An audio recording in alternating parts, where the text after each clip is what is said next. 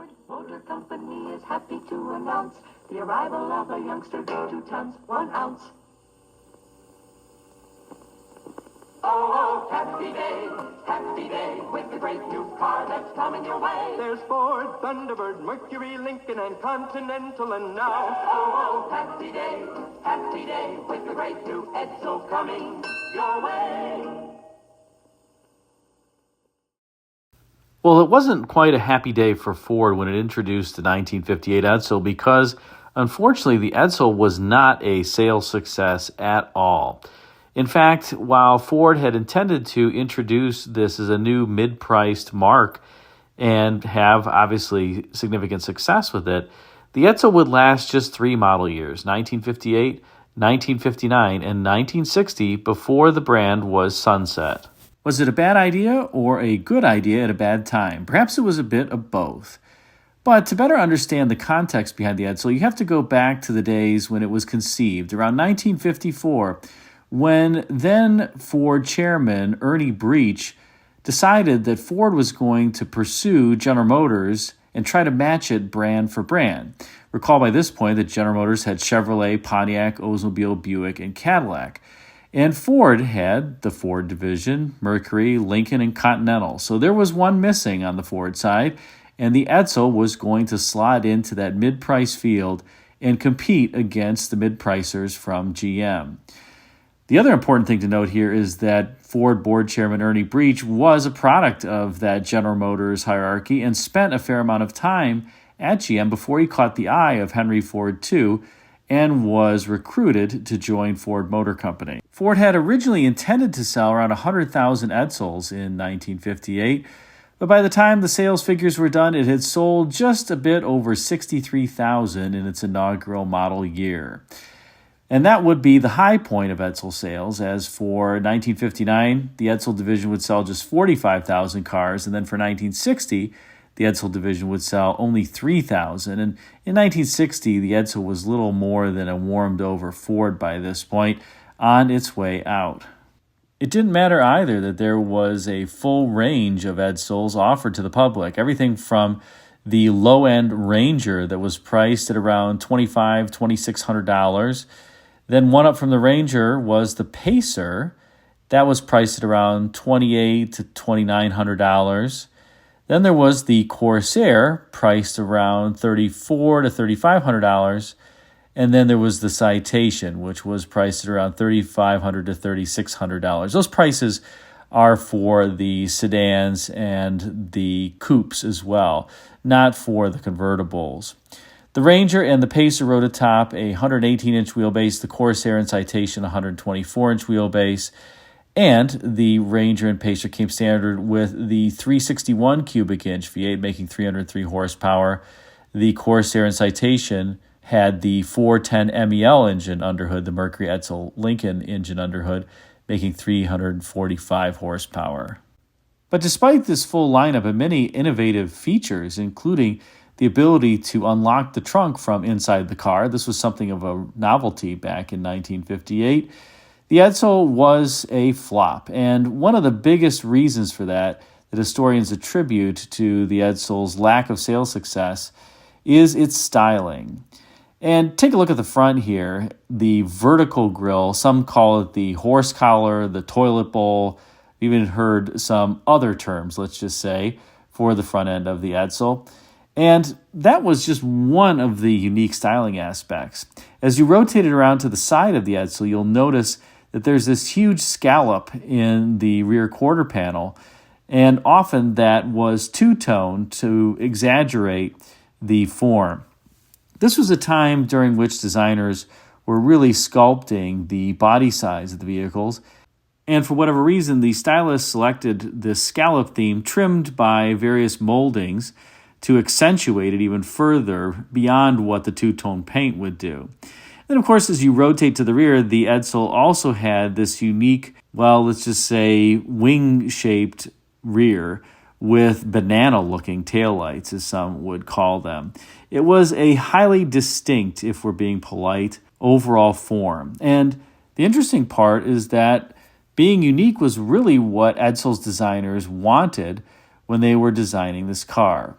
More specifically, think about the front-end themes of vehicles back in the 1954 and 55 model years. Many of them had pretty strong horizontal themes to help emphasize the overall width of the car. However, Edsel stylists wanted to take the vehicle in a completely different direction, such that when you saw the car coming down the road, you would recognize that it was an Edsel and nothing else. And thus, as opposed to emphasizing the horizontal theme that many designers were emphasizing on other vehicles, Edsel stylists wanted to emphasize the vertical theme, and thus you have the horse collar, toilet bowl, or whatever you want to call it, front end and grille. That philosophy also extended to the side and the rear, where the banana-shaped taillights were really unlike anything else that was on the road, and that scallop was just so huge and pronounced and outlined by that stainless trim, kind of unlike any other, at least in that form. There were other vehicles that did have, let's say, scalloped forms, especially the Ford Motor Company. The late Mercurys from the late 1950s had similar forms, but few had that scallop form as prominent as Edsel did for 1958. Interestingly, while the designers unquestionably wanted to emphasize the vertical nature of the front end for the 1958 model year, when 1959 came around and the Edsel got a mild refresh, it's almost as though the designers got a bit of cold feet, and the grille now, the texture, carried on all the way across the vehicle, even through that original horse collar shape, trying to almost emphasize the horizontal nature of the grille, perhaps. And by 1960, the vertical theme to the Edsel grille was gone. Like I said, it was really just a warmed-over Ford for 1960. So while designers tried to be quite unique, the uniqueness in this case really backfired. And I think the styling, coupled with a lack of clear brand identity as well as slotting in the overall Ford Motor Company lineup, I don't think really helped Edsel, as customers just didn't know, was this something that should be competing with a Pontiac, an Oldsmobile, or a Buick? Of course, the Edsel was the lineup where the Ranger and the Pacer really shared Ford components. The Corsair and Citation shared more Mercury components, including the engines. The Ranger and Pacer had the FE engine, the Corsair Citation, the MEL engine. So the Edsel was designed to slot in beneath Mercury and above Ford, and I think it was just too confusing for buyers overall. Perhaps as a result of this confusion, as well as the need to cut costs given the poor sales for the 1958 model year, in 1959, Ford moved all the Edsels to a 120-inch wheelbase, dropped the Citation as well as the Pacer, and just offered the Ranger and Corsair series. They also dropped the MEL 410 cubic inch V8. The top V8 in 1959 would be the FE 361 cubic inch engine. And for the first time, there were some smaller V8s, a 292 cubic incher and a 332 cubic incher available in the Edsel lineup, as well as even a six-cylinder, a 223 cubic incher. Nonetheless, when one reflects on why the Edsel was a flop, as I mentioned, many historians will point to the styling of the vehicle.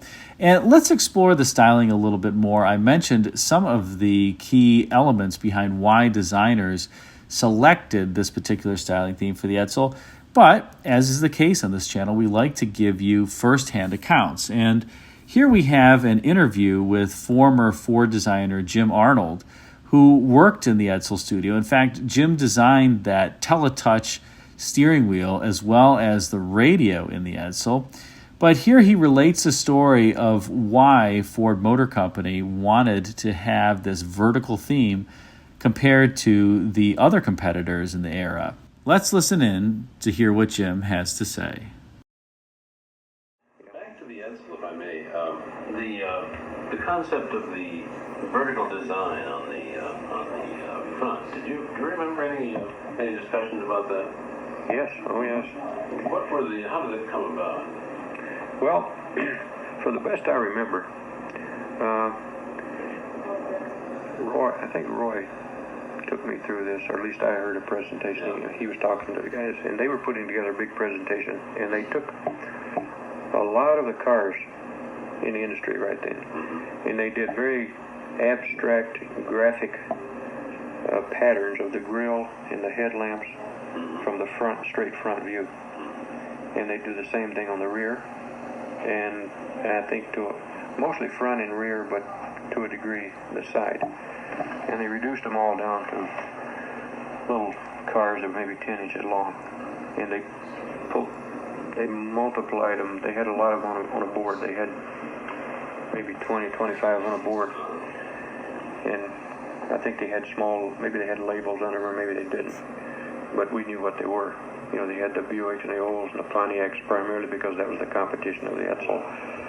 They had just about every car there would be a competition of that car. But when you look at them in this abstract pattern, it looked like wallpaper. They were all exactly alike. And Roy said, the Edsel is going to be different when you see it. The one thing we can do, they all had a strong horizontal pattern. He said, we're going to emphasize a vertical pattern. So he took the horizontal, divided it in the middle, and put a horizontal, as you say, it was an abstract, like just a bar. Mm-hmm. It was a nondescript, it wasn't a design at the time, it was nothing more than just a concept. Well, of course, you know, if you were looking at wallpaper and everything's horizontal, all of a sudden you see a vertical. Well, there it was. And bingo, that had identity. Then he did the same thing. He turned the rear around. All the tail lights had a very horizontal look. You know, round ones in a row, or horizontal ones in a row, or something. And then they came up with this, for the use a better word, a banana. Yes. The wing. It was a kind of a flying wing. Gull wing. And then of course that. Then from the side, the scallops. The scallops. They big emphasis that time was body sculpturing. Yeah. And Alex Tremulous invented this term called the scallopini. And we called those things scallopinis. And we two-tone of these garish colors, and, you know, I mean, if they missed it the first time around, by the time we got through two-toning it, you couldn't miss it then. But it did kind of emphasize this flying wing look, you know. It did look like a wing back there from the side. So I was very impressed. Yeah, well, Roy, by the time the theory was, now we've got a car that has real identity from the front and the rear and the side. Mm-hmm. He says, now there's your design, guys. You go out and make it happen. So every sketch known to man, and we did hundreds of them, they all had vertical front ends on them. I don't know of anybody that dared do an Edsel sketch that didn't have a front end on it. And just about all I remember had I've got a bunch of them at home. I should have brought them. Oh, I love this. Yeah, and because I jumped in on I was doing them, even though I was in interiors at the time. But believe it or not, when that car was about to be introduced, you know, the marketing people picked up on that. And they said, this car has got identity from every angle. They said, why don't we shoot it from a 10-story building looking down in the parking lot? Well, that was the one aspect that we didn't have anything to identify it. If you look at it from an airplane or a building, it'll look just like any other car. And Roy said, well, the only way you're going to spot that one is have it black and all the rest of it white, or it's the other way around. So he said, you can forget that one. You know, but, you know, from the ground level where most people look at cars, we had the identity, but not from the top of them, looking down. So he scotched that one. Yeah, so that was an idea. They really wanted that badly, those marketing people, but that didn't work out. And unfortunately, saying the Edsel didn't work out is kind of the understatement of, well, 1958. In fact, Chief Designer Roy Brown Jr. was demoted once the Edsel became a sales flop. But here you can see him. He's in the leftmost position in the photo. And with a scale model of a potential Edsel, wow, is this thing far out. Notice it does have the vertically themed front end, but the vertical grille is essentially an endpoint of a surface on the hood that starts way up at the cowl with these, I guess, air intakes that look absolutely humorous. You, of course, have the windshield that is not only high, but also swept back, kind of as was the case for many 1950s cars, at least in the late 1950s. And then you have this very strange form at the top of the roof protruding from the glass. and then going back to form the B pillar and then transition into a fin in the rear. That form in the front of the car kind of resembles a Mercury Turnpike Cruiser a little bit without the antenna, but just an absolutely wild scale model. I can't imagine anything like this on the road. It's kind of both heavy-handed and light at the same time, where the A pillar and the C pillar are extremely thin, but the B pillar is thick and chunky, as is the surfacing. It's kind of just overdone, if you will.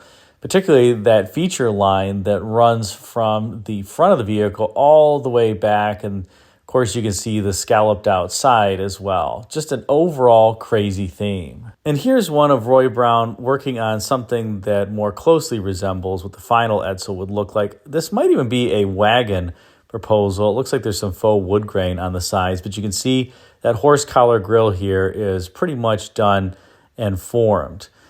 Again, it's too bad because, well, the Edsel is, I don't think it's a bad looking car. It just was very different for the time period, and buyers apparently stayed away. Let's close out with one more commercial on the 1958 Edsel and hope you enjoyed this feature on it. The Ford Motor Company would like you to see the new styling, the new features of the beautiful new Edsel. Newest member of the Ford family, a fine car. Could we see it? Certainly. You never saw a car like the 58 Edsel. Never? Never. More new ideas, more you ideas. In the great, exciting new Edsel. Brake still on? You can tell in the Edsel when the light goes on. Engine cold? You can tell in the Edsel when the light goes on. Getting low on gas? You can tell in the Edsel when the light goes on. May we repeat? There's never been a car like the 58 Edsel. This is the way you sit in the Edsel. Contour seat made for three. This is the way you can drive the Edsel. Tell it, let's drive on the steering wheel, see. This is the way you can open the trunk. Right on the dash, you turn the key. Never been a car like the 58 Edsel. But what about prices? Many prices. You can get an Edsel priced lower than half the models in the low price 3. It's the only one that's really different. The Ford Motor Company built it, so you know it's good. How does it feel to own an Edsel? It's like falling in love. You can read about it, hear about it, but you've got to feel it. So feel the thrill of owning an Edsel. Oh, your step is snappy. When you own an Edsel, Your pulse beats happy. when you drive an Edsel, Cause you've got to drive it to feel what this great new car can do for you. you know why? It's a car designed around you. From the Ford family.